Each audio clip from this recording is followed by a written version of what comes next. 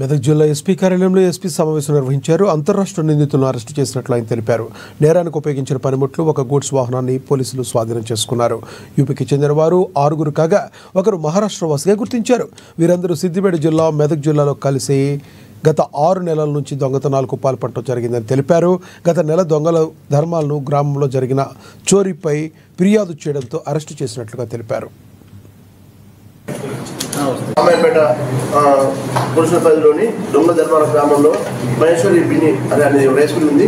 ఆ రైస్ మిల్లో దొంగలు 6 నైట్ 18 తారీఖు దొంగలు పడి అందులో ఉన్న ట్రాన్స్ఫార్మర్ సంబంధించిన కాపర్ వైరు, అలాగే ఫైవ్ హెచ్పి సంబంధించిన మోటార్స్, అలాగే ఇతర వస్తువులు దొంగతనం జరిగింది. దీనికి సంబంధించి 25,000 రూపాయలు మొత్తం ప్రాపర్టీ వెళ్ళదని చెప్పి మనం కంప్లైంట్ వచ్చింది.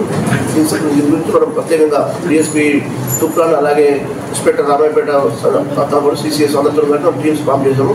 ఫామ్ చేసే క్రమంలో నిన్న మనకు దొంగ ధర్మాల అదే ఏరియాలో రామాయపేట మధ్యలో వెహికల్ కింద తీసుకురావడంలో మనకు ఒక 6 వ్యక్తులు అనవసరం కనిపించారు. ఒక బండిలో పోతున్నారు, స్పెషల్ బండిలో పోతున్నారు, మహేంద్ర వెహికల్లో 9 నెలలకు సంబంధించి వీళ్ళని అరెస్ట్ చేయడం జరిగింది. తర్వాత వీళ్ళ దగ్గర నుంచి మనం ఈరోజు ఒక గూడ్స్ క్యారియర్ వాహనం మహేంద్రాది, అలాగే కటింగ్ మెషిన్లు, లాంచీలు, ఇంకా స్క్రూ డ్రైవర్లు